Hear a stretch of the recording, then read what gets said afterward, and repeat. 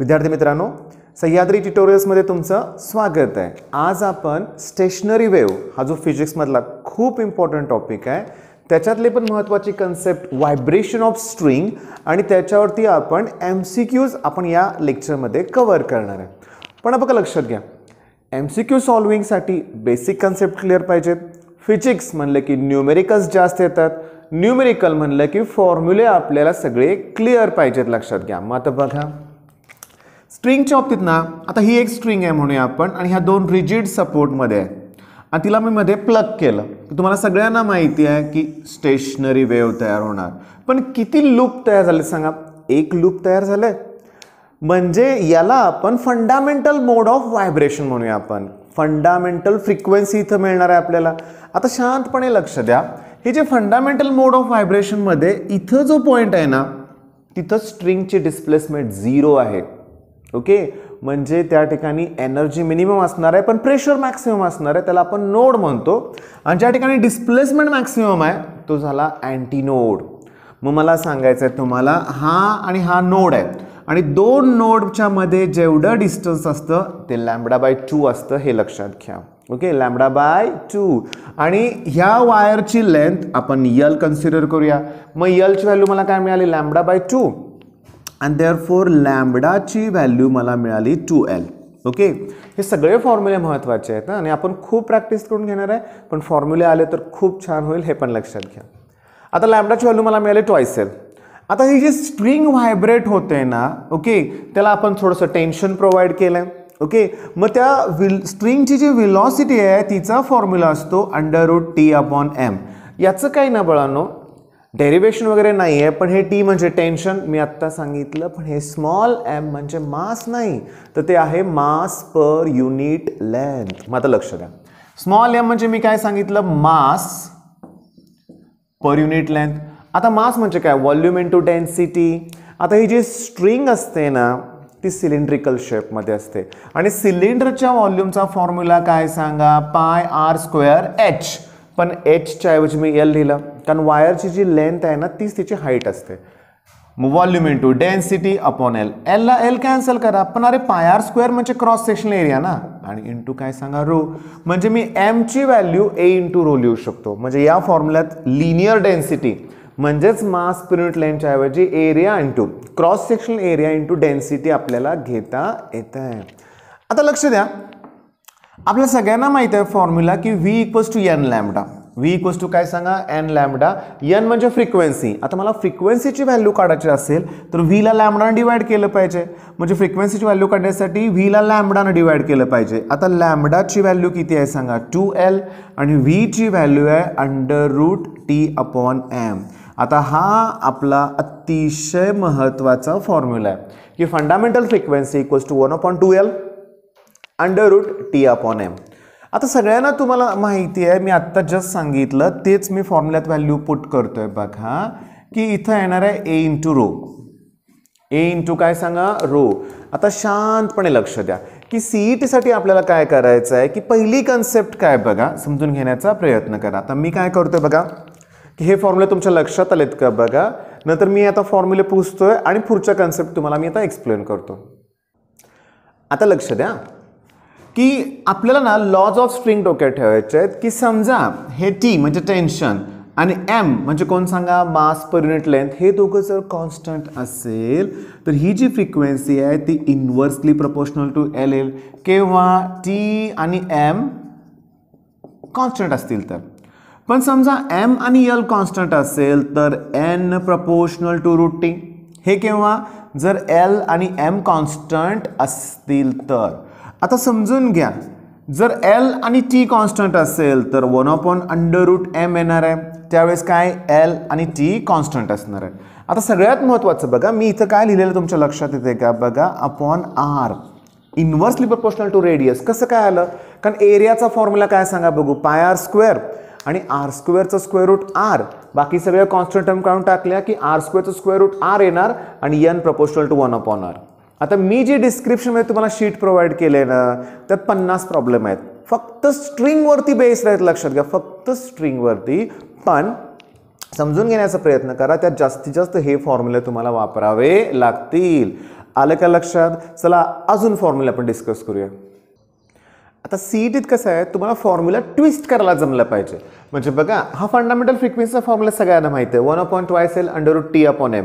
त्याच्यावरती न्यूमेरिकल सुद्धा आहेत न्यूमेरिकल्स त्याच्यावरती. पण आता लक्ष द्या की तुम्हाला सगळ्यांना माहिती आहे की टेन्शन म्हणजे फोर्स ना, फोर्स म्हणजेच टेन्शन, लक्षात घ्या. आणि सगळ्यांना माहिती आहे की वाय म्हणजे यंग्स मॉड्युलस. ओके, मग यंग्स मॉड्युलसचा फॉर्म्युला काय? Tensile stress upon tensile strength.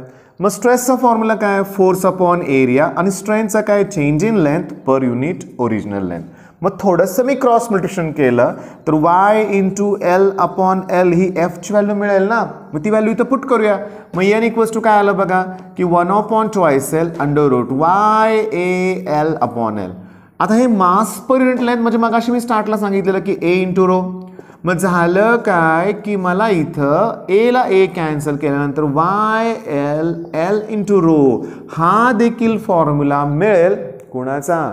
Fundamental फ्रिक्वेन्सीचा. मग कन्सेप्ट तुमच्या लक्षात आले बऱ्यापैकी? आलं लक्षात? आपण आता नेक्स्ट पॉईंट बघूया. विद्यार्थी मित्रांनो, आता एक मी अतिशय महत्त्वाची कन्सेप्ट सांगणार आहे. बघा की n इक्वल्स टू फॉर्म्युला आहे 1/2L√T/m. आणि तुम्हाला ह्याच्यावरती बेस्ड एक्सपेरिमेंट माहिती आहे, सोनोमीटर्स एक्सपेरिमेंट.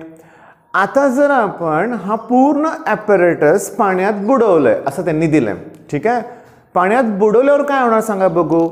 की टेन्शन जे आहे ना ते रिड्यूस होणार, हे लक्षात घ्या. कारण बायोन्सी फोर्स खालून ऍक्ट होणार ना. मग आपण असं करूया, लक्षात घ्या की T1 म्हणजे टेन्शन इन एअर. आता टेन्शन म्हणजे तुम्हाला माहिती आहे म्हणजे वेटच ना, म्हणजे काय येणार सांगा? mg. मास म्हणजे माहिती आहे व्हॉल्यूम इंटू डेन्सिटी. मग व्हॉल्यूम इंटू डेन्सिटी ऑफ ते मेटल जे वेट आपण लावलंय ना, किंवा डेन्सिटी ऑफ वेट म्हणूया तरी काय हरकत नाही आहे, आणि इंटू जी. ठीक आहे, आपण मेटलच म्हणूया, आपण तिची वायर असेल तिचं वेट किंवा जे वेट अटॅच केलं त्याची डेन्सिटी ρm म्हणूया आपण. हे झालं टेन्शन केव्हा? जेव्हा तो ॲपरेटस एअरमध्ये असेल त्यावेळेस. आता पाण्यात बुडवल्यावर काय होणार माहिती आहे का? त्यावेळेचं टेन्शन T2 म्हणूया आपण. पण ते मी कसं फाइंड आउट करतोय बघा की एक तर ते T1 असणारच आहे, पण हे जे वॉटरकडून बायोन्सी फोर्स लावणार आहे तो मला मायनस करावा लागेल. मग T1 ची व्हॅल्यू आपण अगोदरच काढली होती, ρm इंटू जी. आता समजून घ्या TW काढताना ते आर्किमिडीज प्रिन्सिपलनुसार इक्वल व्हॉल्यूमच डिस्प्लेस होणार आहे, म्हणजे मला व्हॉल्यूम तोच येणार आहे. डेन्सिटी मात्र वॉटर घ्यावी लागेल, लक्षात घ्या, आणि इंटू जी. आता या दोघातून मी VG कॉमन काढलं. काय कॉमन काढलं? VG. तर आतमध्ये काय येणार? ρm minus ρw. पण डेन्सिटी ऑफ वॉटर 1 घ्या, CGS मध्ये, लक्षात घ्या, ग्रॅम पर सेंटीमीटर क्यूब. मग इथं पण मी ही जी डेन्सिटी आहे ती ग्रॅम पर सेंटीमीटर क्यूब मध्येच येणार, हे लक्षात घ्या. T1 T2 मिळालं. चला त्यांचा आपण रेशो घेऊया. म्हणजे T1/T2 जर रेशो घेतला तर मला काय मिळेल बघा? V ρmg अपॉन VG आणि ρm-1. आता VG ला VG काय होईल? त्यामुळे T कॅन्सल होईल, त्यामुळे T1/T2 ची व्हॅल्यू मिळाली ρm अपॉन ρm-1. आलं लक्षात? विद्यार्थी मित्रांनो, थोडंसं मला आणखीन एक्सप्लेन करायचं, लक्ष द्या. हे 1 म्हणजे डेन्सिटी ऑफ वॉटर आहे. आता मी काय करतो, लक्षात घ्या की मी ना डेन्सिटी ऑफ मटेरियलला डेन्सिटी ऑफ वॉटरनं डिवाइड करतो. इथं सुद्धा डेन्सिटी ऑफ वॉटरनं डिवाइड करतो. इथं मात्र 1 येईल. ओके, आणि इथं मला जे मिळणार आहे ना त्याला आपण म्हणणार आहे स्पेसिफिक ग्रॅव्हिटी. ओके, म्हणजे हा जो रेशो आहे त्याला मी सिग्मा हे नोटेशन देणार आहे. मग सिग्मा म्हणजे काय? Specific gravity. मग तुमच्या लक्षात आले सगळे फॉर्म्युले. आता महत्त्वाचं काय? आपल्याला MCQ सॉल्व करायचे आहेत. चला मग आपण सुरुवात करूया. आता पहिला क्वेश्चन बघा. If we want to increase the frequency by 50%, then tension in the string must be increased by. आता समजून घ्या, अगदी व्यवस्थित सांगतो की फ्रिक्वेन्सीचा फॉर्म्युला आहे 1/2L√T/m. याचा अर्थ frequency is directly proportional to square root of tension. Okay, मग फॉर्म्युला कसा येईल सांगा बघू? की N1/N2 that equals to √T1/T2. आता तुम्हाला फ्रिक्वेन्सी किती पर्सेंट इन्क्रीज करायचं आहे? 50%. समजून घ्या, सुरुवातीची फ्रिक्वेन्सी 100%. ओके, आणि ती 50% इन्क्रीज झाल्यावर 150% येणार आहे. म्हणजे आपल्याला त्यांनी दिलंय की N2 equals to 150% of N1. आता तुम्हाला माहिती आहे पर्सेंटेज म्हणजे अपॉन काय येणार 100 इंटू N1. त्यामुळे N2 ची व्हॅल्यू मला काय मिळाली बघा, हे कॅन्सल केल्यावर 3/2 N1 मिळाली. मग ती व्हॅल्यू मी इथं पुट करतो. म्हणजे बघा N2 ची व्हॅल्यू 3/2 N1. N1 ला N1 काय होतील, कॅन्सल होतील. ओके, समजून घेण्याचा प्रयत्न करा. हे T1 अपॉन T2 आणि CETत आपण असं सॉल्व करणारच नाही आहे. माझ्याकडे शॉर्टकट आहे, तुम्हाला माहिती देईन, लक्षात घ्या. तो खूप महत्त्वाचा पण शॉर्टकट आहे. बघा आता हे N1 ला N1 कॅन्सल, हे 3/2चा रेसिप्रोकल 2/3 होईल इथं, लक्षात घ्या. 2/3 आणि that equals to under root T1 upon T2. चला स्क्वेअर करा, म्हणजे काय येणार 4/9 that equals to T1 upon T2. त्याच्यामुळं T2 ची व्हॅल्यू 9/4 T1. Okay, 9/4 T1. अरे पण तुम्हाला जर पर्सेंटेजमध्ये काढायचं असेल तर इंटू 100 केलं पाहिजे ना. म्हणजे ही व्हॅल्यू म्हणजे किती पर्सेंटेज आहे हे काढायचं असेल तर याच व्हॅल्यूला तुम्ही फक्त 100 काय करायचं आहे, मल्टिप्लाय करायचं आहे, लक्षात घ्या. आता समजून घ्या. मग आपण याला 100 मल्टिप्लाय केल्यावर 900 येईल आणि अपॉन 4.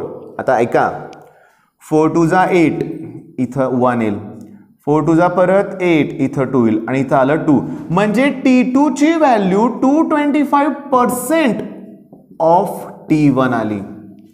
अरे पण वाढले किती, T1 सुरुवातीला 100% कन्सिडर करायचे, ते झाले 225. याचा अर्थ 125% इन्क्रीज झाला, 125% इन्क्रीज.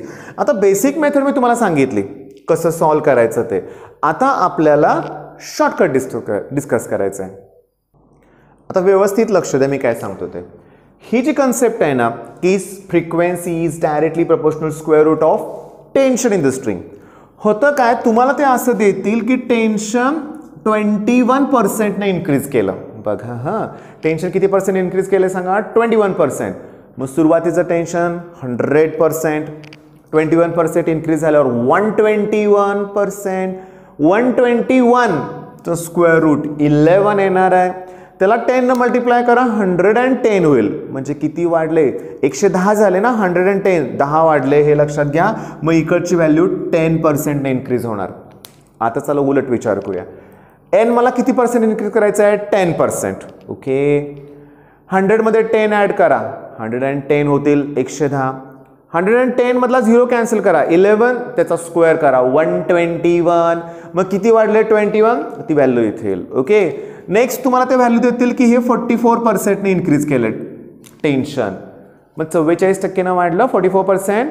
मग 100 आणि 44 144, स्क्वेअर रूट 12, त्याला 10 ने मल्टिप्लाय करा, 120. म्हणजे हे वाढलं 20%. मग आता सांगायची गरज नाहीये, 69% असलं की 30%. चला, त्यांनी आपल्याला क्वेश्चन विचारलाय की फ्रिक्वेन्सी 50% ने इन्क्रीज केली. आता मी काय करणार की 100 मध्ये 50 ऍड करा, 150, 150, 0 कॅन्सल करा, 15, 15चा स्क्वेअर 225, 225. त्यातनं 100 मायनस करा, 125. म्हणजे हे येणार आहे 125. आला का शॉर्टकट लक्षात? बर, हा जर शॉर्टकट जमला तुम्हाला सगळ्यांना माहिती आहे पिरियॉडिक टाइम ऑफ सिंपल पेंडुलमचा फॉर्म्युला की 2π√L/G. सिंपल पेंडुलम हा पिरियॉडिक टाइम आहे, 2π√L/G. मग इथं पण येते ना T प्रोपोर्शनल टू √L. मग हीच कन्सेप्ट इथं सुद्धा येईल. तुम्हाला सगळ्यांना माहित आहे की RMS velocity is directly proportional to square root of absolute temperature. Same concept आहे. मग हा जर शॉर्टकट लक्षात आलेल बऱ्याच ठिकाणी अप्लाय करता येईल. पण एक गंमत बघा, टी म्हणजे कोण, टेन्शन न्यूटन मध्ये. हे टी म्हणजे कोण, पिरियॉडिक टाइम सेकंद मध्ये. हे टी म्हणजे कोण, ॲब्सोल्यूट टेम्परेचर केल्विन मध्ये आहे. प्रत्येक ठिकाणी कॅपिटल टी, पण प्रत्येकाचं नोटेशन ते वेगवेगळे सिम्बॉल्स आहेत, लक्षात घ्या. वेगवेगळ्या गोष्टीसाठी सिम्बॉल आहेत. मग शॉर्टकट लक्षात आलाय. चला आपण आता नेक्स्ट MCQ बघूया आपण. आता नेक्स्ट प्रॉब्लेम बघा. हे जे सोनोमीटर वायर आहे ना, vibrates in the second over tone. आता ही जरा कन्सेप्ट एक्सप्लेन करतो बघा. ही जे वायरचा जो फंडामेंटल मोड आहे आपण स्टार्टला एक्सप्लेन केला, याच्या फ्रिक्वेन्सीला पण n म्हणतो, ठीक आहे. आणि त्याची व्हॅल्यू काय असते, 1/2L √T/m, बरोबर आहे. पण होतं काय बघा, नेक्स्ट केसमध्ये तुम्हाला 2 लूप मिळत आहेत. ओके, म्हणजे ही झाली फर्स्ट ओव्हरटोनची फ्रिक्वेन्सी, N1 म्हणजे फ्रिक्वेन्सी ऑफ फर्स्ट ओव्हरटोन लक्षात घ्या. मग जेव्हा फर्स्ट ओव्हरटोन असेल तेव्हा 1, 2 आणि 3 नोड तयार होत आहेत आणि 2 अँटी नोड तयार होत आहेत लक्षात घ्या. आणि याचा फॉर्म्युला असतो चॉईस एन. आता हे फर्स्ट ओव्हरटोन झालं. आता सेकंड ओव्हरटोनला 3 लूप तयार होणार आहेत. ओके, आता लूप 3 तयार झाल्यानंतर 1, 2, 3 आणि 4 म्हणजे अँटी नोड्स किती असणार आहेत, सॉरी नोड किती असणार आहेत 4 आणि अँटी नोड 3. आता मी तुम्हाला सांगू का, हा आहे सेकंड ओव्हरटोन म्हणजे थर्ड हार्मोनिक्स येणार. बघा या नॅचरल जी फंडामेंटल फ्रिक्वेन्सी होती ना त्याचा जो मल्टिपल आहे ना त्याला आपण हार्मोनिक्स म्हणायचं. सेकंड हार्मोनिक्स, थर्ड हार्मोनिक्स नंतर इकडे येणार आहेत ते ओव्हरटोन असणार आहेत हे लक्षात घ्या. आलं का लक्षात. मग आपल्याला त्यांनी काय विचारले सांगा, सेकंड ओव्हरटोन म्हणजे ह्याच्याबद्दल विचारले नोड आणि अँटी नोड. मग 3 अँटी नोड आणि 4 नोड. मग हे ओव्हरटोनचे कन्सेप्ट पण डोक्यात आले तुमच्या. आणि ही जी स्ट्रिंग आहे ना इथं हे इवन हार्मोनिक्स आहे, हे ऑड हार्मोनिक्स आहे. याचा earth all harmonics R present असणार आहेत स्ट्रिंगच्या बाबतीत. प्रॉब्लेम लक्षात आलाय. चला आता नेक्स्ट घेऊया. आता अतिशय महत्वाचा प्रॉब्लेम जो सीईटीत आलेला होता. बघा एक स्ट्रिंग दिले त्यांनी तुम्हाला, त्याची लेंथ आहे 3.3 meter total length. Knife edge use करून त्याला 3 पार्टमध्ये डिवाइड केले. त्याची लेंथ आहे L1, L2 आणि L3. प्रत्येक सेगमेंटची फ्रिक्वेन्सी वेगळी आहे, N1, N2, N3. त्याचा रेशो दिलाय 1:2, 2:3 आणि तुम्हाला सेपरेटली लेंथ आता फाइंड आउट करायची आहे. मग मी कन्सेप्ट सांगतो, लक्ष द्या. या ठिकाणी टेन्शन कॉन्स्टंट आहे, लिनियर डेन्सिटी कॉन्स्टंट असणार ना, वायर एकच आहे ना, तर टी आणि एम कॉन्स्टंट असेल तर आठवा लॉ ऑफ लेंथ यूज करावं लागेल. म्हणजे काय बघा बघू की N1 L1 that equals to N2 L2 आणि that equals to N3 L3. Okay, मग आपण काय करूया, या दोघांचा वापर करूया. चला आता N1 upon N2 into L1 आणि that equals to L2. N1 upon N2 ची व्हॅल्यू कोण आहे, 1/2, 1:2, 1:2 म्हणजे मला L1 अपॉन 2 ही व्हॅल्यू L2 ची मिळाली. ओके, चला आता पहिला आणि तिसरा जर रेशो घेतला तर मला असं मिळेल N1 अपॉन N3 इंटू हे L1 आहे तसं आणि दॅट इक्वल्स टू L3. मग N1 अपॉन N3 ची व्हॅल्यू आहे 1/3, 1:3 म्हणजे L1 अपॉन 3 हे झालं L3. म्हणजे मी काय केलं कळालं का, L2 ची व्हॅल्यू काढली in terms of L1, L3 ची व्हॅल्यू काढली इन टर्म्स ऑफ L1. मग मला टोटल लेंथ किती आहे सांगा बघू, 3.3 ना. याचा अर्थ L1 plus L2 plus L3 that equals to 3.3. आता L1 तसंच ठेवूया. L2 ची व्हॅल्यू L1 अपॉन 2 आणि L3 ची value L1 upon 3 that equals to 3.3. आता हे सॉल्व्ह करण्यासाठी एक तर क्रॉस मल्टिप्लिकेशन करा किंवा डिनॉमिनेटर प्रत्येकाला 6 न मल्टिप्लाय करा या दोघांचा LCM. पण तो 6 न मल्टिप्लाय करताना इकडं पण मल्टिप्लाय करायचं हे डोक्यात ठेवा. म्हणजे बघा आता चला याला 6 न मल्टिप्लाय केल्यावर 6L1, 6 न मल्टिप्लाय केल्यावर 2 3 जा 6 म्हणजे 3L1, 6 न मल्टिप्लाय केल्यावर इथं 2L1 that equals to 3.3 into 6. Okay, आता ह्या सगळ्यांची ॲडिशन होते 11L1 that equals to 3.3 into 6 इंटूचा अपॉन करा. आता 3.3 ला 11 न डिवाइड केलं की 0.3, त्याला 6 न मल्टिप्लाय केल्यावर 1.8 मीटर येते, 1.8 मीटर. ओके, आता लक्ष द्या.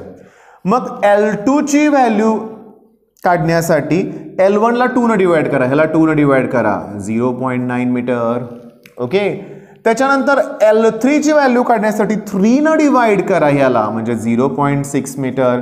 आता 1.8, 0.9 आणि 0.6 याची जर ॲडिशन केली की ते 3.3 येते, बरोबर येते लक्षात घ्या. आपण एक काम करूया का रे, त्यांचा रेशो काढूया. कुणाचा, L1, L2 आणि L3चा.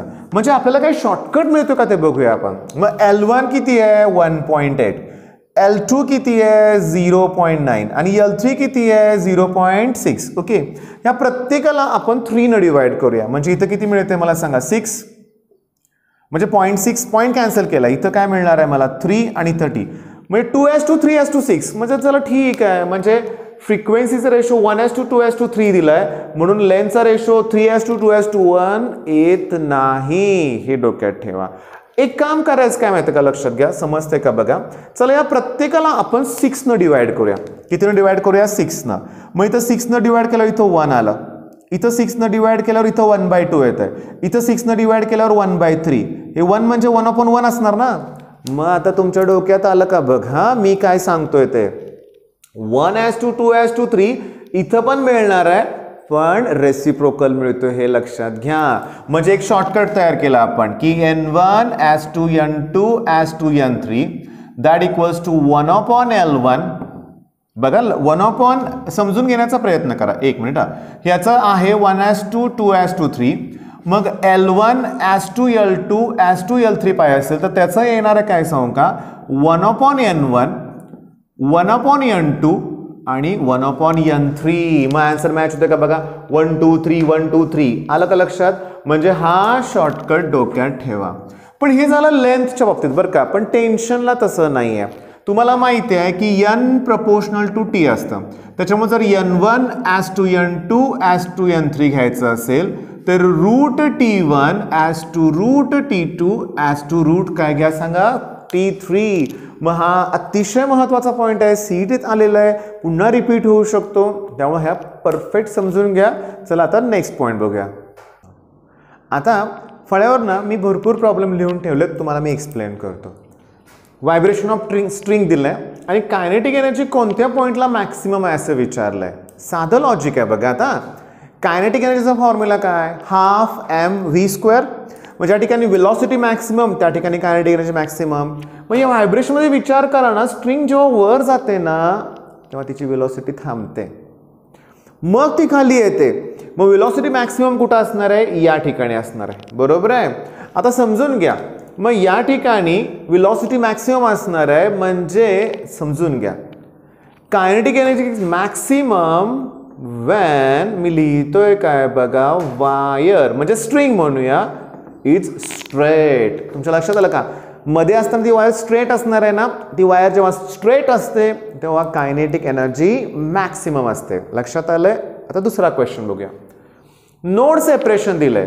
आता समजून घ्या, नोड सेपरेशन किंवा डिस्टन्स बिटवीन अँटी नोड जर दिला असेल तर ती व्हॅल्यू असते λ/2 ची. ओके, मग यानं 2 ने याला मल्टिप्लाय करा, तुम्हाला लॅम्बडाची व्हॅल्यू मिळेल. वेलॉसिटी दिले, विचारले काय n, तुम्हाला फॉर्म्युला माहित आहे n = v/λ.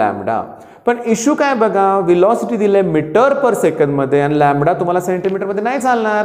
मग 10 सेंटीमीटर म्हणजे 0.1 मीटर. कन्व्हर्जन जमले पाहिजे. आलं लक्षात. नोड सेपरेशन लक्षात आले तुमच्या. Anti node distance between anti node पण λ/2 असतं. आता node is formed at 10 centimetre from fixed end म्हणजे काय बघा, सगळेजण लक्ष द्या. आता हे असं आहे, समजा, समजून घ्या, मी तर असं करतो. हा फिक्स्ड एंड आहे, तिथून इथं नोड तयार होतो असं त्यांनी दिलंय. अरे म्हणजे मग डिस्टन्स बिटवीन नोड दिलंय ना 10 सेंटीमीटर, म्हणजे परत तेच की λ/2 ची व्हॅल्यू दिले त्यांनी 10 सेंटीमीटर. आता थोडक्यात फॉर्म्युला हाच वापरायचा, v = आता v विचारलंय ना, मग v = काय, n λ, त्यातला n दिलाय, लॅम्बडा तुम्हाला काढावा लागेल, व्हॅल्यू पुट करा, कन्व्हर्जन करून आन्सर मिळेल. अतिशय सोपं आहे.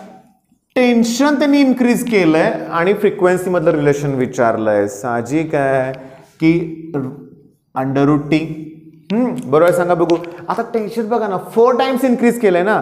आता हे जर 4 टाइम्स इन्क्रीज केलं तर हे 2 टाइम्स इन्क्रीज होणार आहे. आलं का डोक्यात तुमच्या. नाहीतर सरळ सरळ n1/n2 = √T1/T2 लिहा, व्हॅल्यू पुट करा, t ला t कॅन्सल होईल, 4चं स्क्वेअर रूट 2 येणार आहे, आन्सर मिळेल क्रॉस मल्टिप्लिकेशन करून. आता इथं मात्र बघा महत्वाचं आहे हा प्रॉब्लेम. कसं आहे बघा, त्यांनी दिले काय काय बघा, ही जी स्ट्रिंग आहे ना तिची लेंथ आहे 1 मीटर आणि तिची फ्रिक्वेन्सी आहे 50 हर्ट्ज. त्यावेळेस ही नाईफ एज इथं नाही आहे, पण ते बरोबर सेंटरला आता आपण इंट्रोड्यूस केलंय बघा. म्हणजे इकडचा पार्ट जरा लक्षात घेऊ नका. आता इथं मी त्याला इथं प्लग केलंय बरोबर 25 सेंटीमीटरला. अरे पण तुम्ही डिस्टन्स हाफ केलं ना. आता तुम्हाला परत माहिती आहे की frequency is inversely proportional to L. मग मला सांगा, डिस्टन्स हाफ केले की फ्रिक्वेन्सी डबल होणार ना. इथे फ्रिक्वेन्सी किती आहे सांगा, 50 हर्ट्ज. मग आता आन्सर येणार आहे किती 100 हर्ट्स. बरं हे सगळे प्रॉब्लेम तुम्हाला डिस्क्रिप्शनमध्ये मिळतील. 50 क्वेश्चन्स आहेत ते तुम्हाला सॉल्व करायचे, ते लक्षात घ्या. आता इथे एक बघा, हा माझा फेवरेट क्वेश्चन आहे. सेकंड हार्मोनिक्सची फ्रिक्वेन्सी 200 हर्ट्स दिले आणि थर्ड ओव्हरटोनची विचारले. बघा मी मगाशी स्टार्टला बोललोय हार्मोनिक्स म्हणजे ही व्हॅल्यू ट्वाइस एनची आहे, कारण सेकंड हार्मोनिक्स म्हणजे 2n, थर्ड हार्मोनिक्स म्हणजे 3n म्हणजे 2nची. मग 2nची व्हॅल्यू जर 200 असेल तर n ची व्हॅल्यू 100 येणार ना. मग n म्हणजे फंडामेंटल फ्रिक्वेन्सी. आता विचारले थर्ड ओव्हरटोन म्हणजे n3 विचारले, दॅट इक्वल्स टू 4n येणार ना. n ची व्हॅल्यू 100 आहे, 100 into 4 आलं का 400. आले का लक्षात तुमच्या. बघा आता कसं आहे बघा, जास्तीत जास्त न्यूमेरिकल्स मी घेतलेत, अजून थोडेसे 3-4 न्यूमेरिकल्स मी घेईन, म्हणजे जवळजवळ 50 पैकी 15-16 न्यूमेरिकल्स मी तुम्हाला सॉल्व करून दिलेत. बाकीचे तुम्ही थोडेसे प्रॅक्टिस करा. असे प्रॉब्लेम आहेत की ज्या नुसते फॉर्म्युला बेस्ड आहेत, व्हॅल्यू पुट करायचे आहेत, पण तुम्ही सोडवा का, कारण इथं तुमची ॲक्युरेसी डेव्हलप व्हायला पाहिजे, तुम्हाला कन्व्हर्जन जमलं पाहिजे, थोडंफार थिंकिंग पण जमलं पाहिजे. आज या लेक्चरमध्ये आपण स्ट्रिंगचे प्रॉब्लेम कव्हर करतोय. नेक्स्ट लेक्चरमध्ये पाईप ओपन पाईप क्लोज त्याचे करणार आहे. Stationery waves, formation of stationery waves, ते बीट्स वगैरे, म्हणजे 3 लेक्चर मी घेईन, त्यातलेच क्वेश्चन येणार हे लक्षात घ्या. मग चला आता उरलेले 2-3 क्वेश्चन्स घेऊन टाकूया आपण. आता लक्ष द्या, in second harmonic amplitude is maximum at म्हणलंय. आता सेकंड हार्मोनिक लक्षात घ्या म्हणजे फर्स्ट ओव्हरटोन म्हणजे होतं काय बघा, की समजून घेण्याचा प्रयत्न करा की फर्स्ट ओव्हरटोन मध्ये 2 लूप तयार होणार. ओके आता लक्ष द्या की एम्प्लिट्यूड मॅक्सिमम या पॉइंटला आहे आणि या पॉइंटला आहे. शांतपणे लक्ष द्या. टोटल लेंथ यल ना, लेफ्ट एंड पासून हे डिस्टन्स असणार आहे l/4. ओके हे पण l/4, हे पण l/4, हे पण l/4, म्हणजे इथून इथं असणार आहे 3l/4. म्हणजे amplitude is maximum at l/4, 3l/4 from left end. Concept clear झाली. ओके बर. आता नेक्स्ट बघा की वेलॉसिटी दिले, डेन्सिटी दिले, स्ट्रेस विचारलाय. पण तुम्हाला वेलॉसिटीचा फॉर्म्युला माहित आहे √T/m. मग तुम्हाला वेलॉसिटीचा फॉर्म्युलामध्ये अजून चेंज करूया. m म्हणजे a×ρ, पण टेन्शन म्हणजेच फोर्स अपॉन एरिया म्हणजेच तर स्ट्रेस, म्हणजे मी वेलॉसिटीला लिहितो मी स्ट्रेस अपॉन डेन्सिटी. आता व्हॅल्यू कोणाची काढायची आहे, स्ट्रेस. ज्याची व्हॅल्यू काढायची आहे ते जर रूटमध्ये असेल तर मला दोन्ही बाजूचं काय करावं लागेल, स्क्वेअर करावं लागेल. स्क्वेअर करा आणि सॉल्व करा. ठीक आहे. आता इथं बघा, आता तुम्हाला सगळ्यांना माहित आहे n proportional to l. Okay पण असं नाही बरं का की लेंथ जर 25% इन्क्रीज होत असेल तर फ्रिक्वेन्सी 25% डिक्रीज, 25ला 25 इथं येणार नाहीये. तो करायचं काय बघा, फॉर्म्युला तुमचा असा येणार की n1 l1 n2 l2.